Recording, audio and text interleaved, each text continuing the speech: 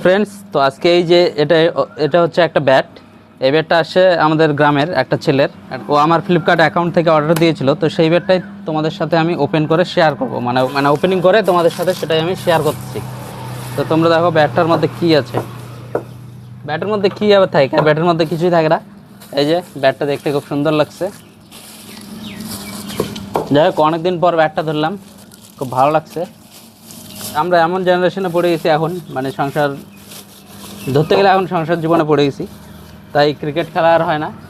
বাচ্চা কাচ্চারাও এখন আর আপাতত ক্রিকেট খেলে না, কিন্তু এই সব বাচ্চারা যে ব্যাট অর্ডার দিয়েছে এখনও তার মানে মনে ক্রিকেটের একটা মনোভাব জেগে আছে। তো এখনকার বাচ্চারা বেশিরভাগই ফ্রি ফায়ার, পাবজি এসব খেলে। এখন আশিফ ওপেনিং করছে, আশিফ দেখে বলবে যে ব্যাটটা কেমন লাগছে ওকে। এখন তো উন্নত মানের বেড, আমাদের যুগে এই টাইপের বেড দেখাই যেত না।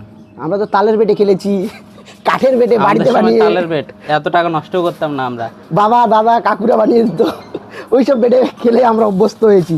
এখনকার ছেলেদের টাকা হয়েছে, হ্যাঁ, তো ফলে এইসব বেড উন্নত মানের বেড এগুলা বলা যায় হালকা।